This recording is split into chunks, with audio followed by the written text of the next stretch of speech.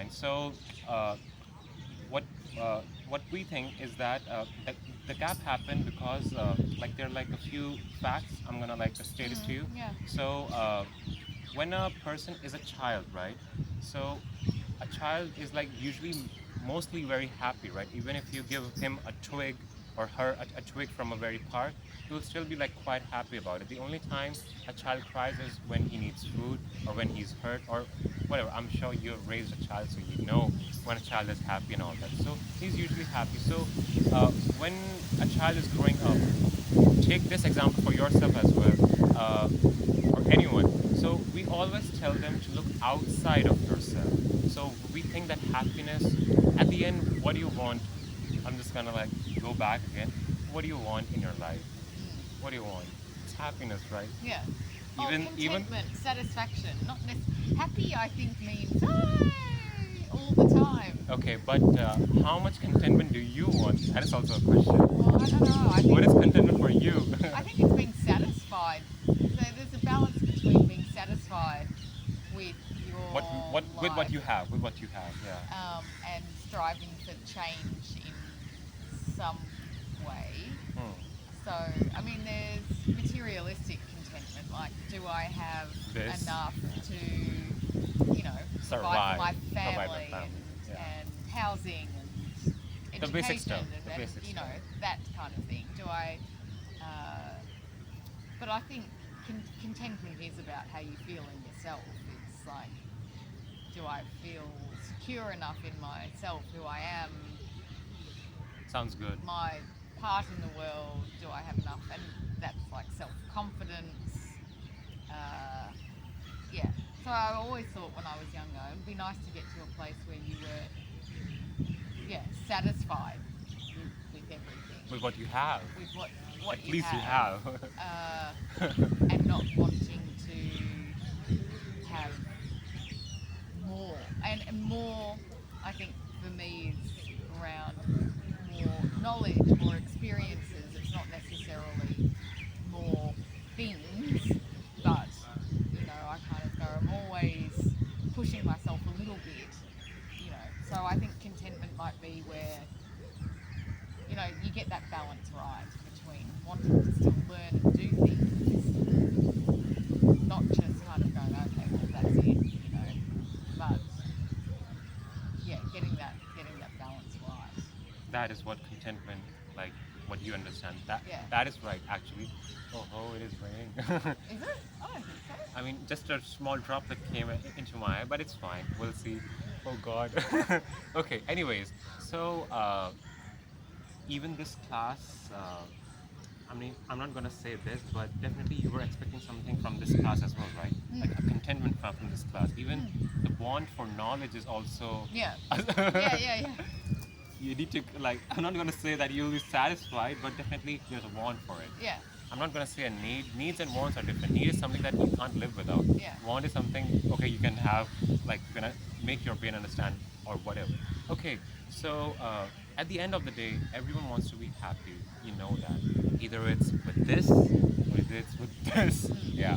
But anyway, so when a child is growing up, either it's you or me or when our child comes up, since you have a child, when I have a child, so we always tell them that, oh, when you grow up, when you start walking, then you'll be happy. When he starts walking. Oh, when you say this word like mama, papa, then you'll be happy, right? And of course, he tends to be happy at that point of time. Then he's growing up, of course, and then you take him to like a nursery or a kindergarten school. So a child is the most miserable the first day when he goes to a kindergarten school, right? Like because he's of course very much attached to his mother and father, and he cannot like accept the fate that he's gonna be away for a while. Of course, he'll be back in 6 hours, but of course he doesn't understand that. So then he meets a lot of people, right? And people give him ideas. Teachers give him idea that oh, when you start writing, when you start speaking much well, or when you play this, when you do this, when you do that, then you'll be happy. So what is happening is that we're talking still about the gap, right? So the gap happened when people started giving us ideas, they started conditioning us that you look outside for happiness. It's not inside you. Happiness is when you get this, when you achieve this, when you do that, or when he grows up, of course, when he reaches like a teenage age or whatever, even in school, like in India specifically, we say that, oh, when you get this many marks, like if you get like 90 above or like A grade or whatever, then you'll be happy. And oh, then people say, or his friends say that when you get a girlfriend or when you have this friend and all that, then you'll be happy. Or when you when he grows up, when you get to smoke, when you do alcohol, when you have sex, when you have this, when you have that, anything. So most of the time, people are telling you how you will be happy. So that's the issue, right? So that is one of the fact that we are humans are really, really miserable creatures. Mm. Do you agree with that? Yeah, I do. How? Like how do you think that we are miserable? Because I all the think, society is telling us that's why. yeah, Okay. but yes, because people do look outside for what's. Even us, right? Even me Yeah, also. Come on. Yeah, yeah. I When mean, you're like, yes, you know when you're like, oh, I'm just comparing myself to others, you know, and I think that social media makes it worse now in terms of it's just like super worse now. I mean, always being portraying that other people's lives are perfect and beautiful and so there's you no also other want. problems, Yeah. and then you kind of go, but my life's a whole pile of shit. Like, Yeah. you know, not that it is, but um, We think that way, right? People yeah, think. People think. yeah. You always think that the other is the grass Better. is greener on the other Other side. side, of course. Classic. You know, you always think that. So I think we fall into a trap of comparison with other people very easily, Very. and then that just Kills us in a yeah, way. yeah, yeah. And you always have to think about the The brighter side. the you know, there's always a counterbalance 100%. to it, but it's sometimes hard to remember, and Yeah. we're all conditioned for it. So Capitalism. yeah, yeah. So Earn money. generally, we're pretty miserable because I think we're always comparing to others and wanting certain things ourselves, or thinking, oh well, I haven't done enough, been enough. Society is telling me, oh, what now? You wanna like get something else, or what now? Like if you achieve something, then people will tell you, oh, now what? Yeah. Now. No, that's true. You have one baby. When are you having two? You have two babies. When are you having three? Yeah. You have two daughters. When are you having a son? Yeah. So of course you know it because you've lived that. Everyone is living that Yeah, life. yeah, So yeah, it's yeah. like a basic thing for everyone. So of But course, some cultures are more willing to say it than others. for example, So, Western culture, you don't really talk about children. that. You know, you wouldn't necessarily have the people saying things like that to you. But you know that they're thinking it. They just wouldn't necessarily express it. So, you know, you've gotten married, when are you having children? But it's not the polite thing to, Say, I get Say it. it. I get it. I get you it. know, whereas if you travel, then people are a lot more willing to say, Yeah. What's next? What are you gonna do? Where are you gonna go? yeah, yeah, Yeah. So yeah, the child example really puts like how we got a gap between the very supreme and of course when the child grows up, then when you get this job, you'll be happy, right? And when you like, oh, when you get married, then you know real happiness will Yeah. come. Oh, when you get a child, then you'll be very happy and stuff. Do you have a dog at home? yes. Okay, it's fine Yeah, or no, should, it's okay. fine. He's just having a bit of a sniff. Yeah. so Just so don't lick my little bottle. so yeah, you can understand like it never ends, right? And once you like get married, then also like when are you gonna like get a house, get your car, and all that? I mean, it never ends. Yeah. It's endless. Come on, even I mean, don't mind, but you're like quite older to me, right? If I'm 29, you might be like certain sort of age, so almost the middle age. So people say, oh, when you're gonna get a new house, or Yeah, like yeah, there are yeah. like different things for the middle ages. I don't know exactly, but you would know better. So yeah, so it never ends, and we come towards the second fact that people are always like giving a sort of like what do you call it, like a scale, like you need to achieve this, then you're gonna be happy yeah. and all that, and we don't realize that this is, I mean, it's a loop, like we are like being conditioned in a way. We don't realize that uh, we are like stuck in this, and we still have a gap between us and the very supreme being. Like we don't have the time to look inside, because we say, like in many cultures we say that the supreme being is inside us, because like I gave you the example of the raindrop, right? It ends in the very ocean. So that sort of a way. And there are a lot of, like in Sanskrit we say avaran means a lot of curtains inside us, because of course when I need this and that, why would I focus upon something which is inside me? Or why would I sit on meditation and like just be like the way which I am, which is like nothing, right? Like zero. So yeah, it really like puts a strain into you.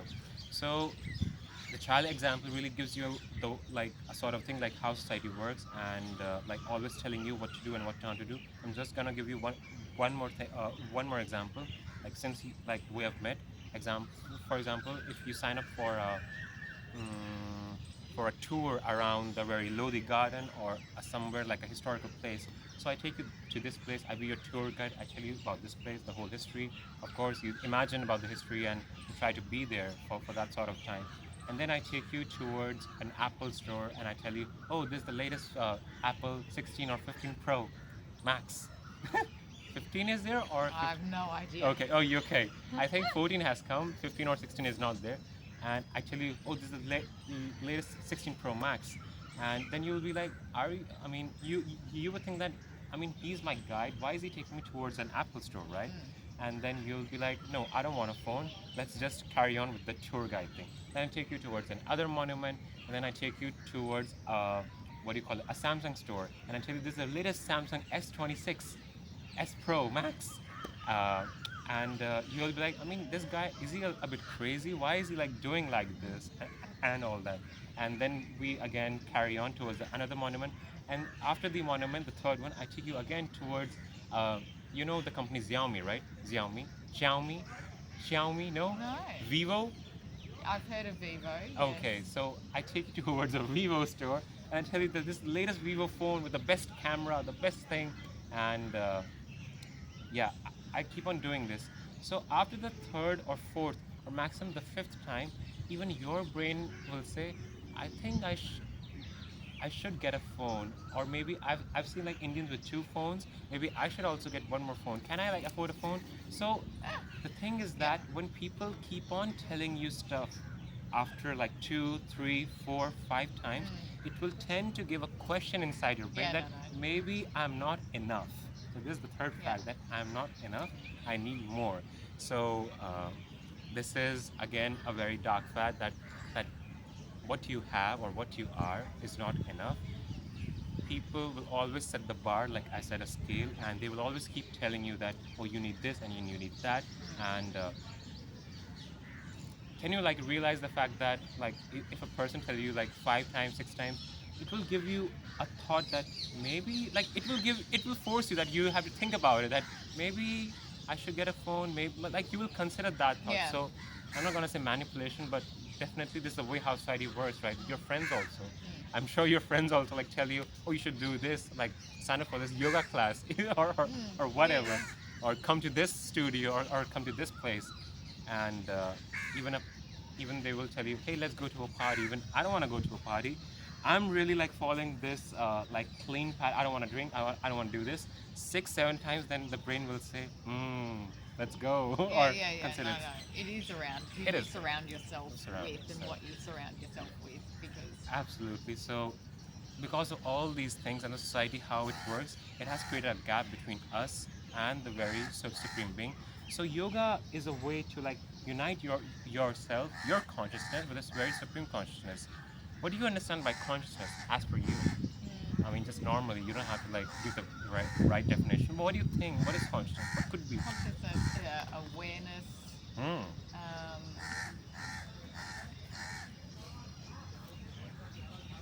I think aware of your spot Your spot. in the world, your Yeah, sounds good. uh, Everything you think you know, like you know that's your bottle. I see. I keep it over here. Yeah. I know I'm here at the moment. I need to like be aware of my like surrounding and stuff. So everything, every information which we already know becomes part of our consciousness. That I'm conscious about this, conscious about that. Of course, you can't be conscious about your internal organs. That what is happening. It's just like working it in a way. But of course, once you do the practices, then you go so deep, so subtle, because these things are like quite gross. You understand the meaning of gross, right? Like if you hit yourself, it's a gross thing. But subtle things are like the very mind stuff, because they aren't like visible, right? Like they aren't in a physical way. So anything, a thought, even like things going inside you which you can't like tap into right now, all those come into the subtle aspect of your body and stuff. So yoga is a way to like unite again, as I told you, the yourself with the supreme being. So the very supreme being is not very gross, of course. We have given it a gross form, like in a form of statue Yeah. and all that, because we are humans and we tend to like we need a sort of like a visual way to like imagine God, and it is a good way for beginners, of course, because you need something to ponder upon, to concentrate upon, because concentration also is a big part of yoga. Because if you don't concentrate, you cannot meditate, right? Of course, the mind will like move away to a lot of things. So, Yeah. so that's that. So, anyways, coming to the point. So. We'll just now come upon the very history of yoga, then we'll like open the book. So do you know the history of yoga? Are you No, I okay? don't. Okay, that's why you're signed up for this class, right? I know nothing. Okay, so basically there are like two aspects of the history. One is the very scientific thought, like facts and findings, which we have, of course. The second one is the mythological thought, like the stories which we like, which we have got from the scriptures and which are preserved and all that. So you know the Hindu deity called Shiva, right? Hmm. You've seen him. Yes. Where? Uh, Like many I places, think so. even in Australia as well. No, not Okay. there. Maybe in museum exhibits they would have. I see. You know, Oh, but you definitely I think here we've seen representations of Shiva. Shiva. So Yeah, you've Shiva. yeah. So the meaning of Shiva, as per our text, is consciousness. So again, coming to that part, Shiva is consciousness. Many people think that Shiva is the very supreme being, because everyone has their own way of thinking, right? And when we say that, there's a mantra for Shiva as well, like Om Namah Shivaya. Like Om means like the very supreme, like and even in science also, even in Christianity also, I don't know which part of John or like Luke, they say that in the beginning there was a sound, or like there's a very thing about like there was just a sound in the beginning when this universe was created. Even if you see the Big Bang stuff, like it created a huge sound and stuff, and the sound of the very supreme, or the whole world, the very frequency is Om. That's what they say. And even if you chant Om for a while, you will feel your mind relaxing quite a lot, because the humming releases a lot of like nitric oxide inside you, and it really calms yourself down. So coming towards the Shiva thing, when you say Om Nama Shiva, so Nama means like prostration. So we are like prostrating to our consciousness, like which is inside us. So that is what Shiva means. The second meaning of Shiva is also called auspiciousness, like be good, like whatever happens around us, like even the very prayer we did for auspiciousness, like nothing bad happens. It really sets the tone for the very class or any sort of thing which you do. Even for this accident also, I should have like chanted God before I went for the cycle ride. Yeah, but now I'm gonna do it. Let it be. This is like some sort of thing which had to happen. Yeah. Yes, Yeah. part of the journey. Part of the journey, of course. I mean, it could have been worse, right? As Yeah. well, yeah. At least, so this is contentment. This is where contentment comes. Like, I just broke one or two teeth. It's fine. I didn't Yeah. break the whole jaw. Yeah, exactly. So yeah. Anyways, coming back towards the very mythological thought, then we're gonna talk about the scientific thought about yoga, how it came. So the mythological thought is that Shiva was with his wife Parvati. So Parvati, the meaning of Parvati means mountain in Hindi. So Parvati means like Parvat is called mountain. Parvati means the very daughter of the mountains. So the Himalayas, Himalayas also is sort of like a person which we have given in this like our mythological thought. It's called him. Her daughter is called Parvati because she's the daughter of the mountains, and she is a form of the very energy. Like energy in Hindi is called Shakti. You've heard Shakti maybe sometime. Yeah. So energy, I can give the example of energy also for the bacteria breaking down this banana, because energy is present in each and every form of this universe or things, like even in, you know what this is made of, right? Even things which we cannot see, right? Subtle of the subtle atoms. And if you are, did you have science? Of course, you're a pharmaceutical. Yes, I've done So science, but I'm not a. Okay, I but don't. basic But my physics you do husband's a understand. scientist. My parents were scientists. Oh, so really? I've grown up in a very scientific. Very good. Yeah. Jnana yoga is happening over here, like Yeah. intellectual, like. Yeah. Okay, so I'm pretty sure you know about atoms and nucleus, Yes. right? You cannot see them; they're like very minute, but there's a activity going on around them Right.